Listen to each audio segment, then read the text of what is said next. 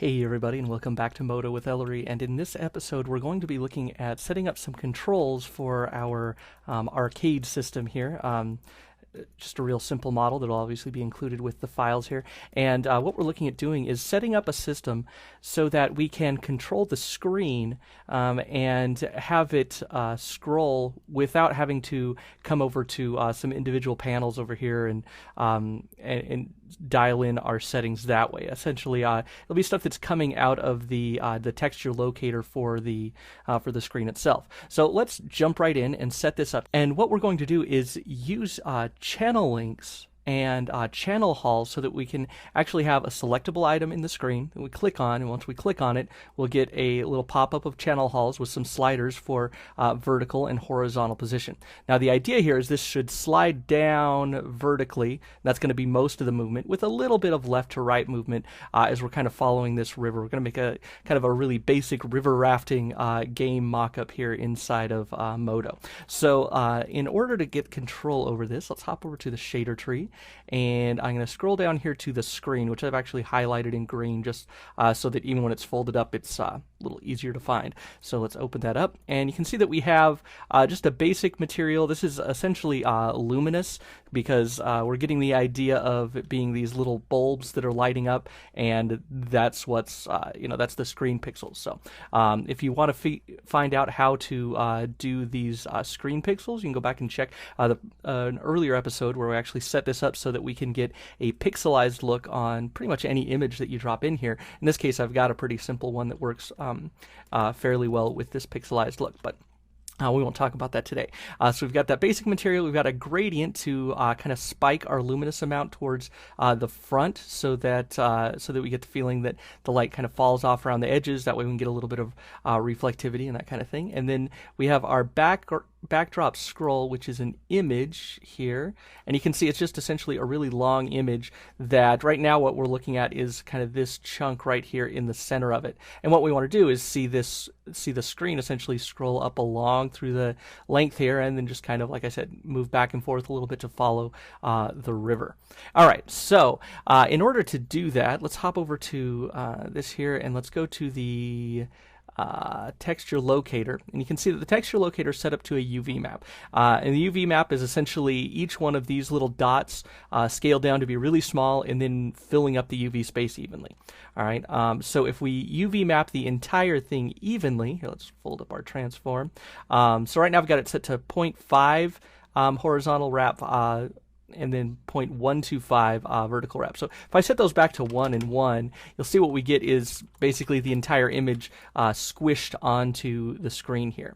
Okay, so if I go back to what I had here, so 0.5 is going to just stretch it out a little wider so that we don't get the entire screen or the entire image on screen at once. And then 0.125 is going to give us essentially 1/8 of the image on screen at any given time.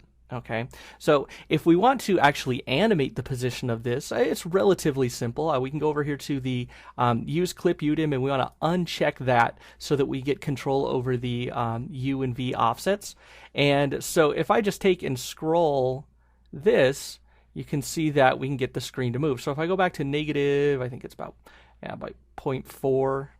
0.43. If you go much farther than that, you get to the edge of the image and see it just repeats off the edge. So we're going to go to about 0.43, something like that. If you wanted to, you could just take and keyframe that at frame 0, and at the end of your range, you could just ramp up to the other end, which is going to be pretty similar, about 0.4 or something, and then it will animate. All right, but we're going to look at doing this a little bit more interesting way so that we can have a direct control over slider here on the screen. So in order to do that, we're going to need a few things. First, we're going to need the items that we want to animate. So let me go and reset this back to 0. And I'm going to grab my U and my V offsets and just drag them into the schematic view. And you see here we get our matrix 1 and 2, or 0 and 1 rather, U and V offsets. And then what we need is we need to plug something into that. Okay, into each one of those. So the lower one, which is going to be our vertical offsets, is going to control maybe a range of about 0.4 to, or excuse me, negative 0.4 to 0.4. And then our horizontal one, we can just give a quick look here. See if we go over more than maybe about 0.1 or negative 0.1. So it's just going to have a little bit of wiggle. And we want to be able to control that though. So what we're going to do is we're going to put in a locator here and attach these items to that locator. All right, great. So let's go over here, and in the setup tab, I'm just going to click to add a locator, which I'm just going to move up, and I'm just going to place this just kind of in space off to the right-hand side. And let's give that a little bit different again. And let's give that a little bit different shape. So I'm going to change this to a custom shape, which will make just a circle. And we're going to align it to the view so it's always pointing at us, easy to get at. And then we want to make it smaller. Something like that ought to be fine. Okay, so now we can go and grab our locator in our items list here. We can just drag it over here. The problem is we aren't going to end up with anything to hook up immediately. And this is where there is a little bit of a disconnect, and a lot of times I see a lot of people with questions on this kind of a thing. What we have to do is create some custom user channels that will reside here on this locator, and then once you click on it, we want those to pop up, and we'll have some scrolling control over those with a channel hall. But then those custom user channels will plug into our screen UV offsets. Okay, so in order to do that, we have to figure out first of all what kind of actual channel we need here. So what I'm going to do here is hop over to the properties on the locator. I'm going to go down to user channels, and I want to choose add user channel. Okay, and this will pop up this this menu here, and we can choose a username. Let's call this vertical scroll. Okay, and channel name we can just leave the same. Now this is where we'll have some control over setting up how this is going to work. Now the type, you can choose all these different things here. So a float is just going to give you basically a number, right? In other instances, we may want to use some other things here, but for this case, really all we need is that float, because we just need a value that we can plug in, and as we drag on the channel hall, we can adjust that. So what I'm going to do is I'm going to set up a minimum and a maximum value. Minimum value I want to make negative 0.43, I think is what it was. And then the maximum value I want to make 0.43. Okay, so now we have this range that it goes between, right? And the default value, we want it to start down at the very bottom of the screen, so we're going to make the default value negative 0.43. Okay? All right, so once we click OK, we'll get this user channel here. You can see it will actually pop up here as a user channel. So if I press C here, and we select that, we'll see that we have now this vertical scroll, all right? And it's going from negative 0.43 to 0.43. Now, you could also just set this like from 0 to 1 and add in a multiplier, but we don't really need to do that for right now. So what I'm going to do is take this vertical scroll, and I'm just going to plug it into our UV offset. And you can see the screen automatically popped all the way down to the bottom. So now if I just take this, I can click and drag to scroll it along the length. Okay, great. So now let's do the same thing with our U. So again, we'll go to the locator, we'll go to custom user channels, I'll add another one, and we'll call this horizontal scroll. And again, since I know pretty much the values I want to start with my default is going to be 0. And this time I want my minimum and maximum values just to be negative 0.1 to 0.1. All right, so again, we'll click OK. It will pop up here. We'll plug it into this. And now, if we select both of those things, you'll see that we can control the screen moving from left to right as well. Okay, so this gives us a really nice start here. Now there is one thing that you may have an issue with here, and let's go ahead and for just a moment I'm going to unlink my my offset here. So if I go back And again, let's go to the shading and go to this backdrop item and go to the texture locator. See, this is why we're setting up the controls on screen, by the way, so you don't have to run all around and find this stuff. So if I look here, and let's say I wanted to go a little farther over and see, oops, you know what? I made a mistake. And this is after the fact here, you know. Really, I want this to go, let's say, all the way over to about 0.24, 0.23, just to be safe. 0.24 is okay. So we want to go all the way over to 0.24, and then on the other side, let's go over and look and see what we've got over here. And oh, yeah, look, so you can see the fade out of the screen here. I've got a little bit of shading, and that doesn't show up here until pretty far over again. So we'll go 0.24 on that one too. So in order to get that extra freedom out of here without having to go back in, change my my values or create new custom links or anything like that, custom user channels, all I have to do is add in a simple multiply. So let's go in here, channel modifier, we want to go down to math, and we want to go down to multiply, and that will drop in our little multiply. And what we want to do is take our horizontal scroll, plug that in, and we want to multiply that by 2.4, because remember we had 0.1, so we want to go to 0.24. All right, so let's go ahead and take that, and then we'll plug this into there. And now, if we take this, we'll see that we get the full range available to us. Okay, so now it's a simple matter of setting this up. There's actually one more thing before we want to go in and animate, and that's going to be when we select this item, we want to actually see the channel hall pop up. Right? Because right now, if we don't have anything selected, and let's say we're over in the animate tab, and oops, let's bring our locators up here, and I select this locator, and nothing happens, right? Now I can go in and press C, but then it still doesn't have anything happen because I don't have the actual user channel selected. So that's going to be a bit of an issue. In order to remedy that, what we can do is go up to the assembly, which is right above the user channels here. And what we want to have happen is we want to have a utility drop in here. We want a command to fire when we click on this item so that we get our channel halls up and we can control the screen. So what I'm going to do is check on this command here, and I want to do item channel hall.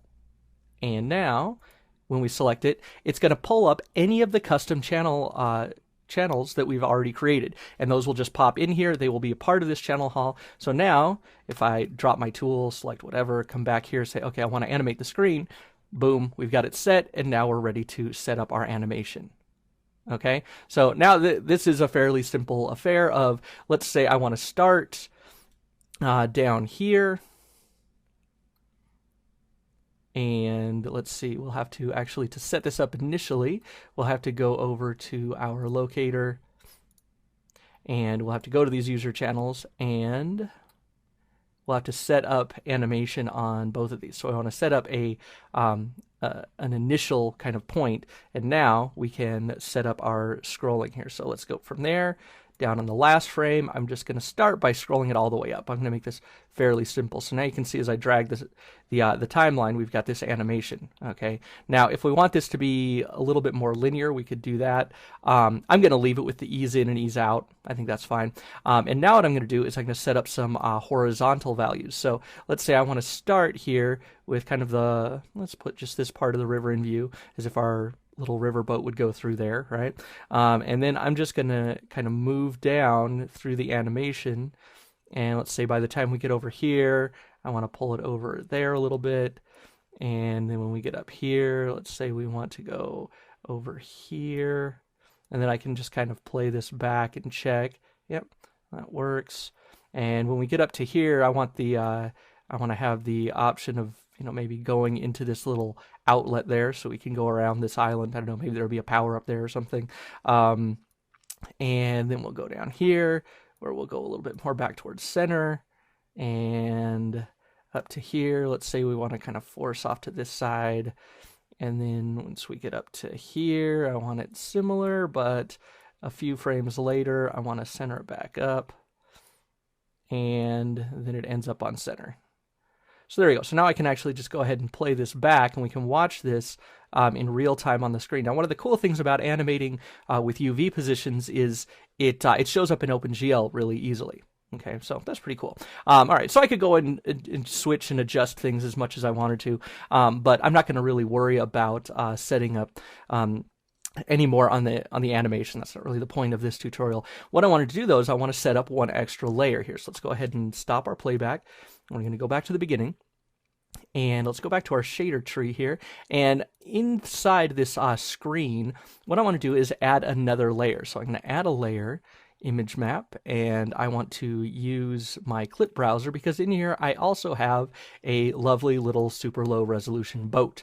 Now the boat right now is set to diffuse color, so we need to set it to luminous color, and there it is. Now one note, if you are in default or if you're in shader text or something like that, you're not going to get all the blending to happen correctly. So make sure you are in advanced OpenGL, or else you'll essentially only be able to see one layer at a time on here. And we want to see more than one layer at a time right now. All right, so now what we're going to do is we have to first set up the size of the boat, because this boat is a little big. So we're going to go up here to the texture locator. And then what we're going to look for here is again the horizontal and vertical wrap. So I'm going to try setting these pretty small. Let's try 0.1 by 0.1. Or oops, sorry, went the wrong direction. Let's go 10 by 10.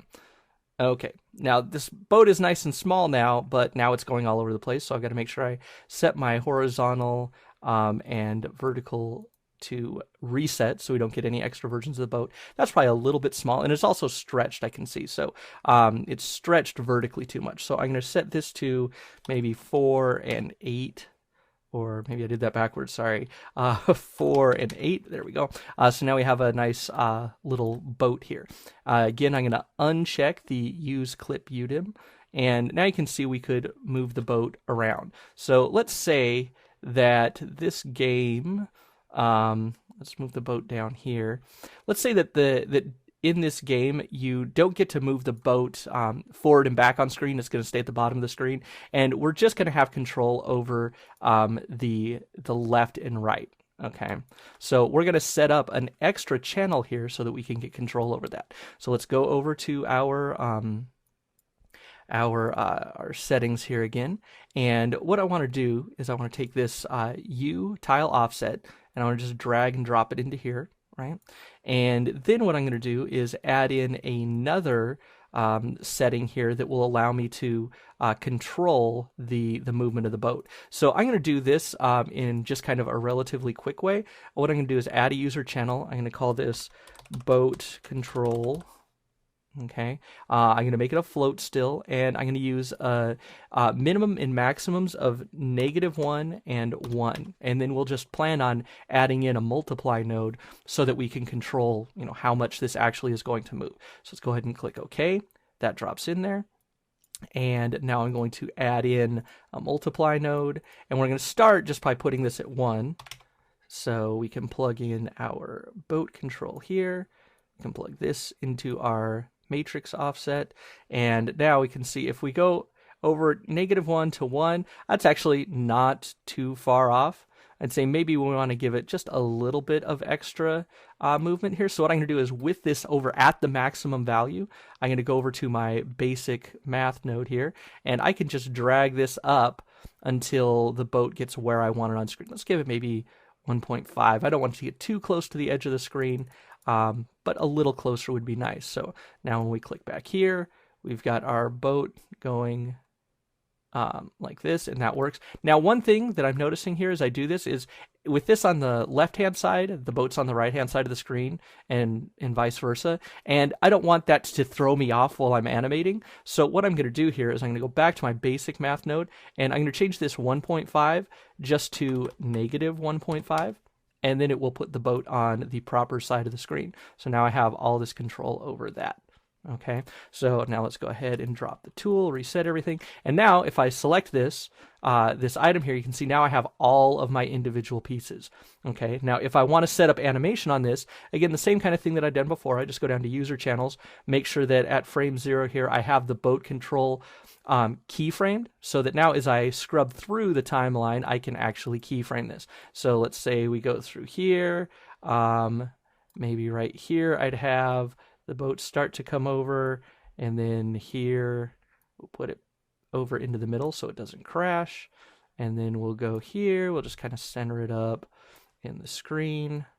And oops, that doesn't work here, so we want to come back over there. And then here at this point, let's get it over here so that we can make it go into this little side area here. And oops, looks like we didn't quite make it, so let's continue to move over. There we go. And I'm going to set another one right about there. And we'll go through here and just kind of keep the boat in the water. And just for fun, I'm going to put it there, and I'm going to have it go on the other side of this island. Why not? If I wanted to animate another layer of stuff here, I could put a like a power-up or something over there.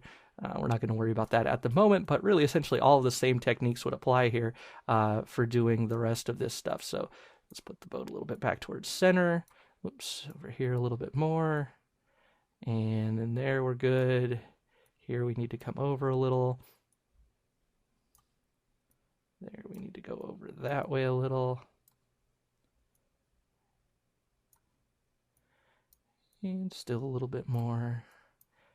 And then at the very end, we're good. All right, so there we go. Now we have our entire little game built. We can actually watch it all in OpenGL and make sure that everything is still working, make any adjustments that you want. And now you have a quick and easy way to make fine-tuned adjustments over individual elements of the scene using Channel Hall attached to some custom user channels will give you the ability to set up simple rigs throughout your scene that will give you specific controls over lots of individual functions for anything that you've got. You know, for example, if I wanted to add kind of button down states for these buttons where just set off of a morph map where they change and they kind of push the button down, or maybe they're kind of rubberized, so maybe they flex at the top and push down when you push on them, I could set that up to a morph map, and then I could set up another locator, or on the same locator if you want. I could have a locator here that when you click on it, I get control over button up and button down for these three buttons, and for maybe the other buttons as well. And you can set up all sorts of cool stuff to give you some functionality that otherwise you'd have to kind of be jumping around and diving around to find, and you can just get that right here on one specific area. So that does it for this one. I hope you find that useful. If you like this video and videos like it, you can support me via Patreon. That's patreon.com/Ellery, and through there you can also get all of the content files for this and other episodes, as well as downloadable versions of the video if you'd like to watch them offline, or if you'd like to get this episode or any other one in an a la carte manner, you can find those on Gumroad, gumroad.com/Ellery. That does it for now. Go make something cool, and I'll see you in the next one.